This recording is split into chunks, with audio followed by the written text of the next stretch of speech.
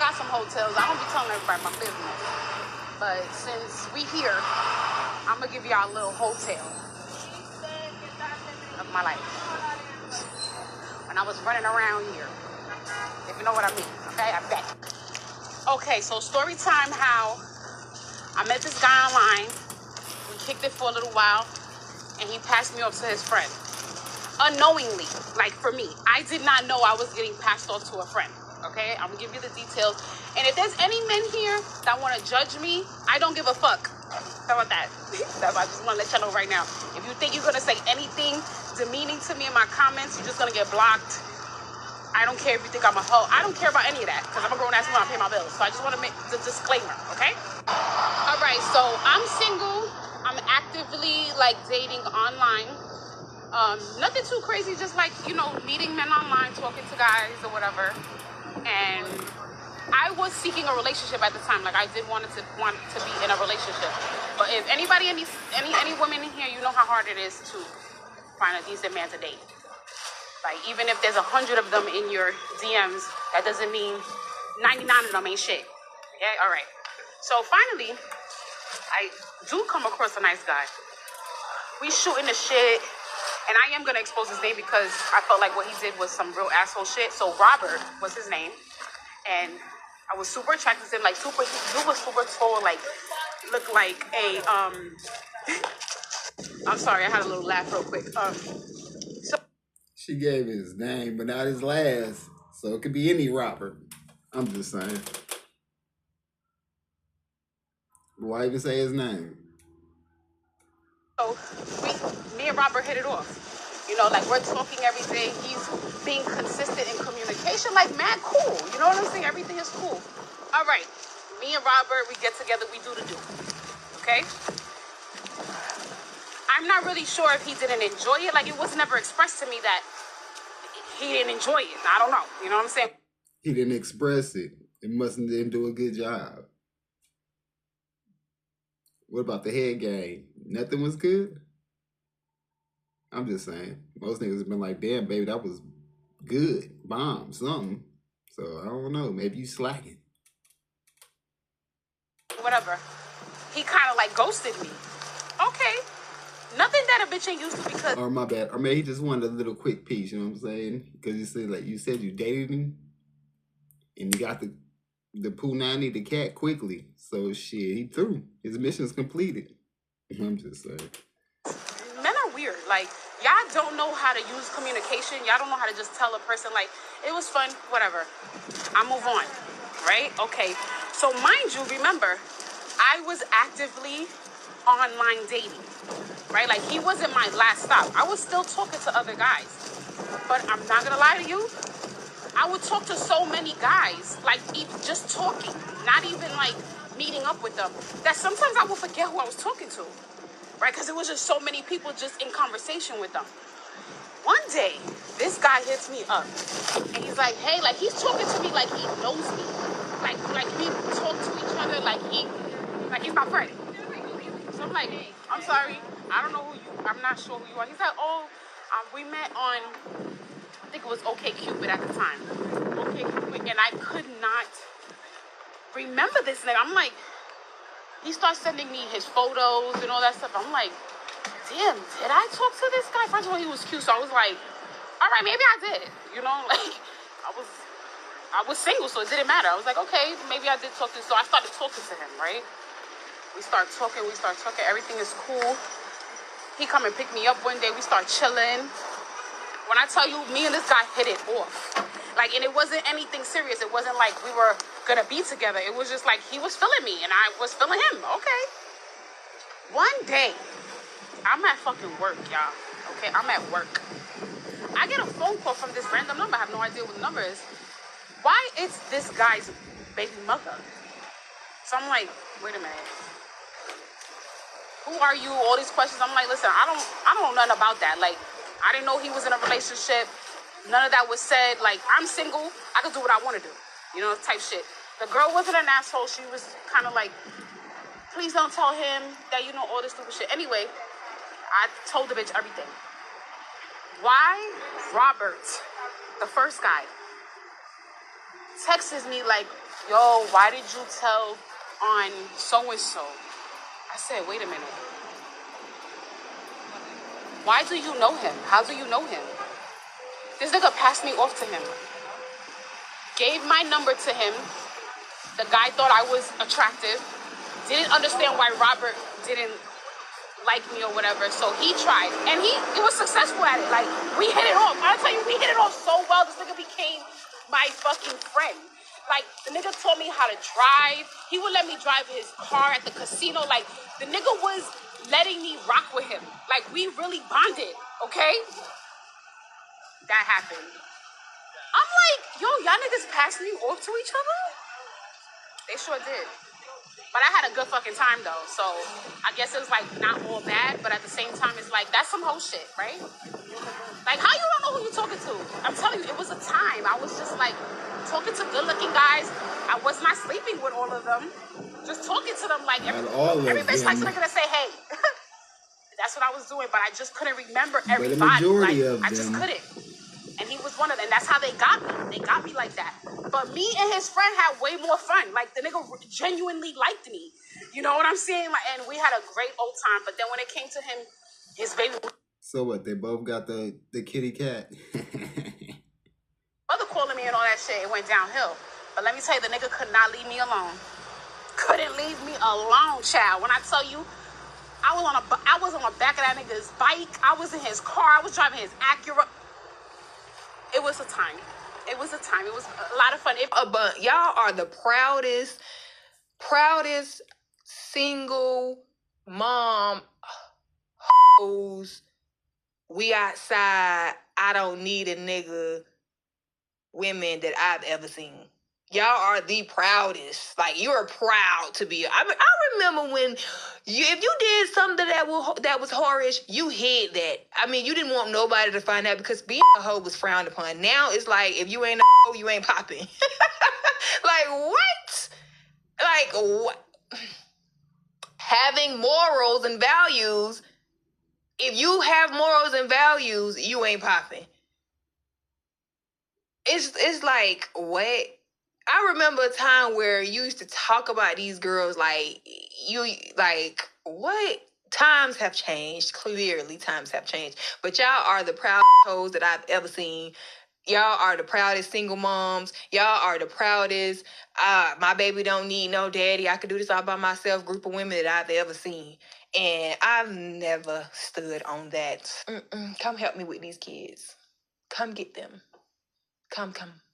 Is there a such thing as a hoe phase, or is a hoe gonna be a hoe regardless? It ain't no hoe phase. Women slow down when they realize, I am so old, I'm really getting the scum of the club, the scum of the job, the scum of the church. Only motherfuckers on thirsty mode want me. That's when they slow down a little bit. Because after they fuck about 40 of the thirsty mode guys, they be like, okay, I've had my fill. But as long as they feel like they're desirable, a hoe gonna be a hoe. That's my opinion. What do you think about a hoe being a hoe? So I have a couple of thoughts about it, which might be shocking to some. I think that a woman can be out there and meet the ultimate guy, because everybody knows that a woman has the guy. There's always the guy. Like, a woman can be married to another man and another man owns her, you know? And so I think a woman can encounter that kind of guy and completely just be a whole different person, and people are looking at that girl like, girl, she doesn't even know that person because she's so detached, because she just wants to appease this one person. But I believe that, you know, this whole idea of a phase or whatever is just another situation, which is the main problem that's going on with Aisha that I've seen. It was a similar situation that was going on with Jada and Will. It's a competition. Like, a man can go and sleep with and lay down and do whatever they want to and come back and be, you know, unfazed. Women can't do that. And the fact that there's this thought process that it's okay, or women should experience a multitude of men to be able to be satisfied with a man, is saying the main truth that women don't know what they want. women don't know how to be happy or satisfied. Why do you have to, just like that girl's video, why do you have to be dragged through the mud, beaten, like going through the most just to appreciate a good guy? And they never appreciate the good guy until they become baby mamas, until, like you said, they've been running around as much as they can, and then they're like, oh wait, I'm gonna be here by myself, let me fix it. And it's unfortunately what I've seen, cultural thing. Reva, is there? Ladies, can we really be honest with ourselves? If you get with a man that enjoy having sex all the time, but you're one of those type of females that's like, oh, my head hurt, but my stomach, I'm on my period, I'm not in the mood, I'm tired. Why do that to him? Then you get mad if he steps out on you, right? And then you're like, oh, but why you cheating on me? Stop that, okay? So that's like the other way around. If I'm a person that enjoys sex, but my man ding ding ain't working, or he can't satisfy me, and I know that, why even be in a relationship with that type of person? I don't care how much money he got, I don't care how good looking he is. If he can't satisfy me, that relationship is doomed. Be honest with yourself, ladies. Stop that. Oh, he could have gave you the world, but you chose the D. You damn right. I want that D in the morning, that D in the evening, that D whenever I can get it. All right? Hi, guys. Every single time a new man enters into a woman, she becomes less emotionally available. The term hoe phase might come off as a strong phrase for some people, but it describes a period of many modern women's lives. And unfortunately, it relates to a very real reality about dating and relationships today. The majority of girls grow up and are thrown into a world that values them for their beauty and sexuality without them having to actually put in any effort. This causes an inflated sense of self and places an extreme importance on the need of being wanted and desired. So women start leading with their sexual alter ego. They start equating their value to their sexual desirability. Just a few decades ago, girls would use their innate maternal and wifely skills when getting a quality man to commit to them. But now that all standards on social conduct have completely come off and sleeping around is more socially acceptable than ever before, a lot of women have fell into the trap of self-gratification and impulsive pleasure with complete disregard for its consequences later on in life. Sleeping around for women in their youth is way too easy, and it's hard to respect something that comes too easy. Even from a biological and evolutionary standpoint, a life of sexual escapades with multiple men without any kind of emotional involvement is the antithesis of the female mating strategy. In other words, a woman sleeping around goes against natural law.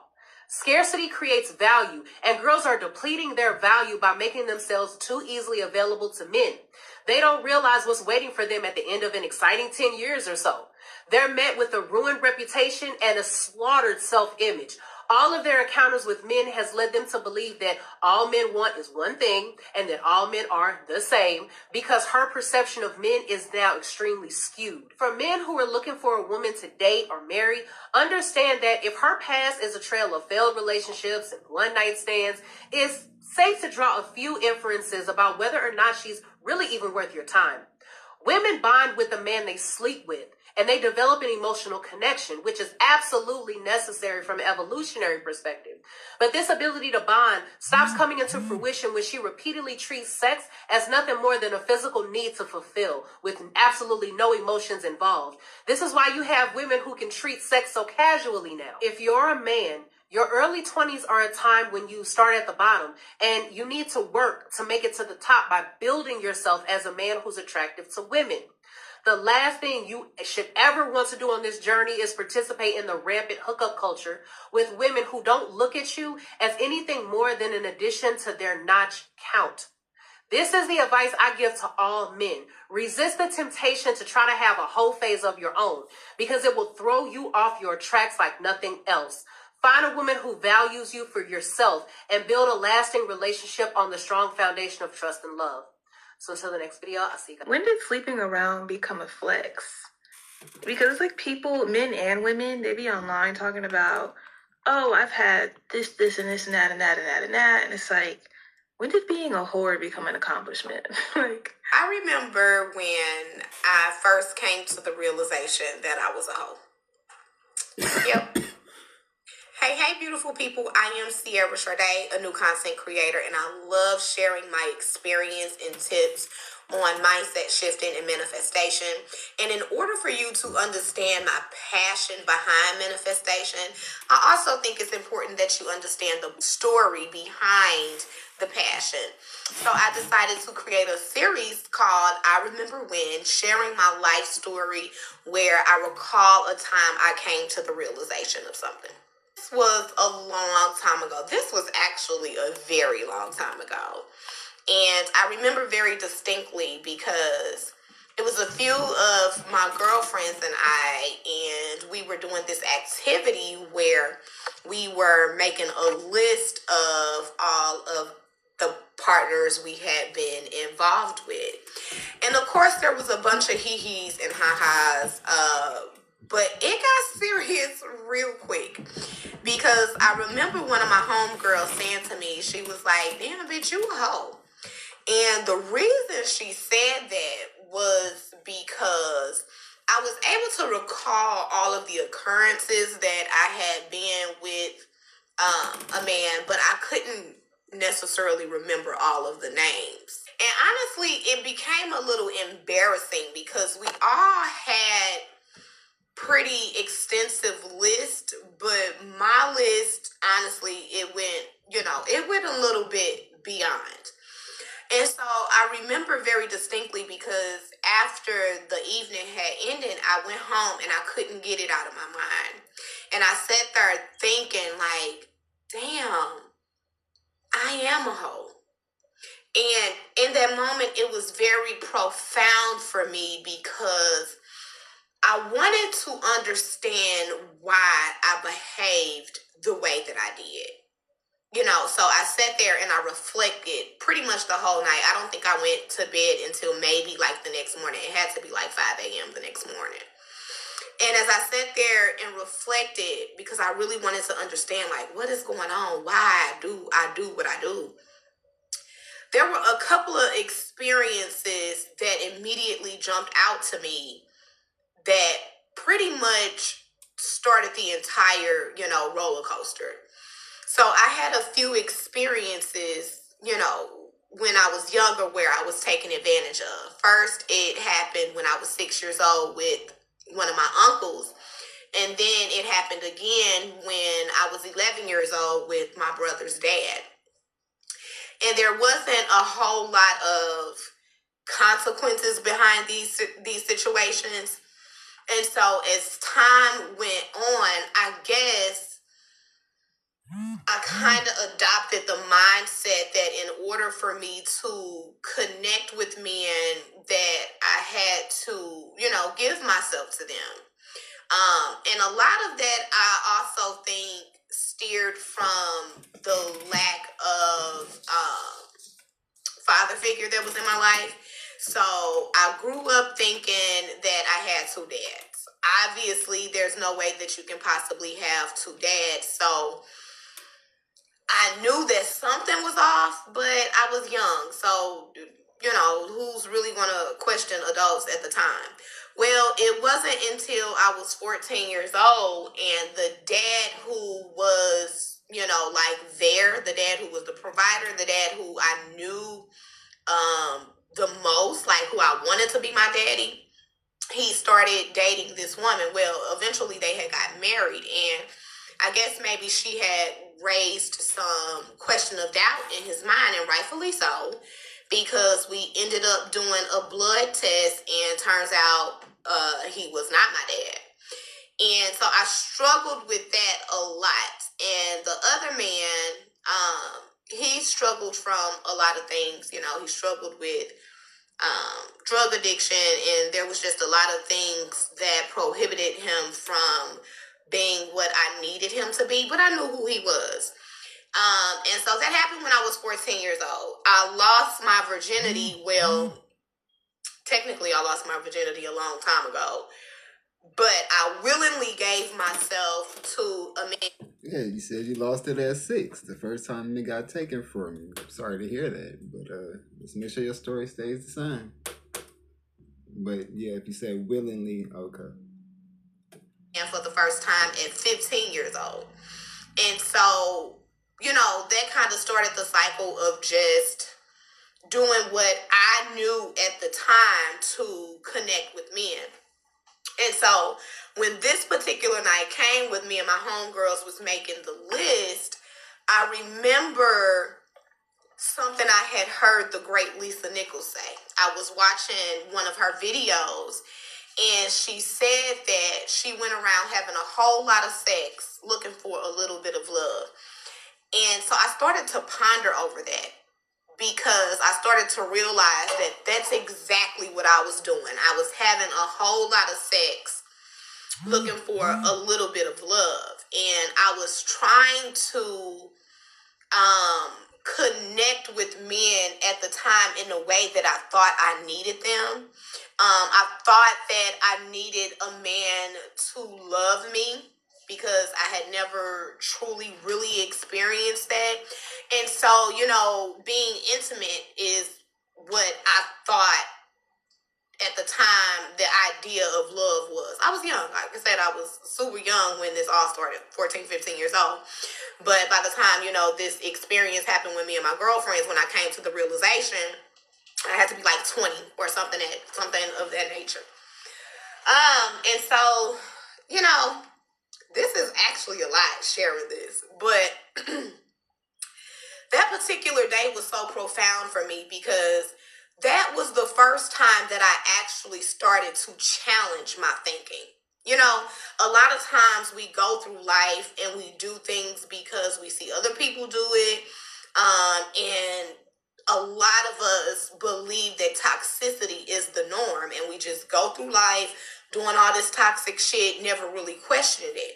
But that particular night was the first time I ever challenged that, because I came to the realization that I didn't want to be a hoe. I wanted to be something more than that, but I thought that that's what I had to do. You know what I mean? So my thought process was so confused at the time. And so that was the first time I had actually ever really challenged my thinking. And I was like, well, why, you know, why do I need a man? You know, why do I even want a man? You know, what purpose does a man serve in my life? What purpose do I serve in a man's life? And that was really profound for me, because it allowed me to kind of come up with a blueprint that prompt change. And that was the very, very first time that I had ever challenged my toxicity, my just hoish ways.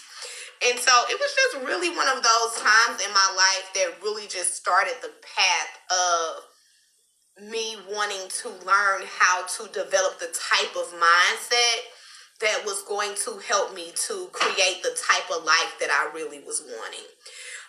So yeah, damn, I can't believe I actually just shared that. I went out on a leap of faith sharing this. God was calling me to really do this, so I did it. I was being obedient. But I am going to ask that if, you know, this was helpful to you, or you know, you resonated with it, or if you're just interested in hearing part 2, then engage with this video, and that would be my encouragement. The reason why the dating pool is so trash is because of us, the women. I'm going to explain. Women are so brainwashed that if you are single and that you're not committed or have a ring on your finger, that you could talk to whoever you want to talk to. You could date who you want to date. You can have sex with who you want to have sex with. We're brainwashed to think that. Listen, ladies, when I tell y'all, that's nasty. It says a lot about us as women if we feel like just because we're not in a committed relationship that we could do whatever the fuck we want. Why is it that what we want is to be outside? Why is it that what we want is to have a roster? That's a problem. And then y'all wonder why men treat us how they treat us is because we treat ourselves like this. I'm out here applying to jobs, right? And as I'm applying to these jobs, it's like, I don't want to work any of these damn jobs. And it's like, why do I hurt myself? If you're a guy and you're genuinely trying to figure out if she likes you or not, come here. I got you. Before I start, hit that follow button because I give you guys tips all the time. Both the guys and the girls. Number 1, if she does this, like this is the major one right here.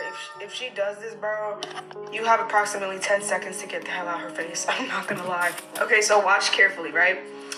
If you're talking to her and she goes like this,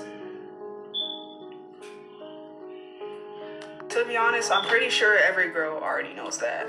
I'm so sorry, but she doesn't like you. Number two, if she takes more than a day to respond to your text messages, I'm sorry to tell you, she does not like you. Most girls are really delusional and get obsessed really fast. So it's either she's like some billionaire that's hella freaking busy and has a schedule and stuff to do, or she just doesn't fuck with you. I'm sorry. Me personally, every time I like a guy, you will see me texting back. I might try and delay the text just to seem cool and nonchalant and act like I don't care, but you're gonna get a text from me within a day. If she doesn't text you for more than a day, I'm telling you now, she does not care about your existence. Number three, she feels very uncomfortable when she's in your presence. Like, if y'all are walking together, you might see her like be looking away and down, and like she can't really make eye contact with you. Yeah, I'm sorry. A lot of girls don't want to be mean, where we struggle with being straight up like guys, so there will be signs, right? Most of us won't just straight up come and say it unless we're like mean-hearted or cold-hearted. But yeah, if she does that, I'm sorry. The last and final sign, if she compares you to other guys. If she gives you like random tips, recommendations on things you could change, this one isn't always a sign, but it could definitely be. If she gives you a lot of unsolicited advice, on things you need to change, yeah. She doesn't like you, but she's just too scared to say it and she doesn't want to be mean. But yeah, the first one is probably the biggest takeaway. If there's anything you take away from this video, let it be the first sign, okay? Anyways, I say this to my girls all the time, but also my boys, like, do not waste your time with a girl that does not fuck with you. Don't do it.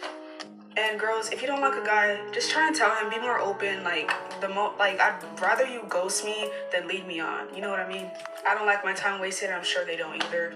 So yeah, be safe out there, people. And make sure you choose who you talk to very wisely. I love all of you. To 20-year-olds, and even to my 20-year-old self,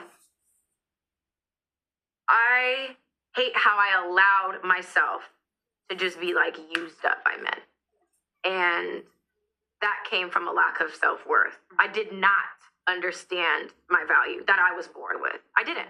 And I gave, again, people look at sex differently, but sex is spiritual unification. At the end of the day, I don't care how you spin it. It's spiritual. For women. Okay, that's okay. Yeah, for women. whatever. Okay, Yeah. fine. For women, it's spiritual unification. And people that I shared my body with, when I think about my list, it's repulsive because they didn't deserve it. But that was an outcome of me discounting my worth. And it's disgusting. I hate even having that spiritual tie in any type of way. But yeah, I would absolutely change sexually how I move around. And not even necessarily because of like the societal outcome. It's more so from my self-worth. Like, how it makes you like feel. Yeah, it doesn't feel good knowing that you gave a sacred part of you to a man that looked at sex with you as taking a piss. It's not fulfilling. It's disgusting to think about. And I feel like I've beat myself up every single day for my decisions. And what people say about me online holds no candle to what I've told myself on a daily basis. Like, I've been called worse by better, and that better being me. Like, I have talked down to myself, and I felt like I was unworthy for a very long time. And I would say this is more of a recent awareness, like in the past year, where I'm like, Brittany, you were always enough. Like, you never had to seek validation outside of you. You never had to look that far. And that's what I would tell myself. I would and try to tell women, you should really think about who you're laying down with. Like, and that is a more traditional view, but it's like, sex is not even worth it if they don't give a fuck about you. They don't care about you. They have no desire to, they don't want to know your favorite color. They don't give a shit. So why do you want them over top of you? Again, that's come from feeling used up. And sometimes that's why the used goods comments, they sting. Because you know what? There are times I felt like that. I feel like the new toy that now is unexciting and put away in a box. So I just have to accept what I've done and move forward with this awareness and just know that, okay, the guy that most likely, I'm not looking for a husband, I'm looking for my husband, and there's a difference. That guy is going to be a very small percentage, and I'm okay with that. I'm at peace, and I'm at peace with the things I've done. But I will say, moving forward, like talking to any girl, to you, whoever's listening, it's like you really should think about why you're doing what you're doing. They're predicting that 45% of women will be single and childless by 2030. Yeah. So much so that big banks are investing in like cat food, wine, like things that go with like single women. Oh, wow. Yeah. Most of the guys that have presented themselves in front of me just want to fuck me. So that's where I'm like, I'm not going on dates right now.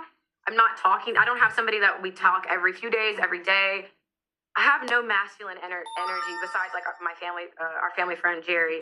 I have no masculine energy in my sphere, in my bubble. I don't, because I think I focused on men and just dick in general for a very long time. And now I'm just gonna get to the business. I understand that the window, the percentage, it's changed a lot from when I was 22. So all I can do is kind of equip myself financially, take advantage of the opportunities I have now to set myself up. To 20-year-old. The idea of a whole phase and getting it out your system is one of the dumbest things I've ever heard. Because who in their right mind need to sleep with a whole bunch of men so that then one day they can be faithful to just one man? And the same with men. How you gonna get all these women in your system so that then you can be faithful to one woman?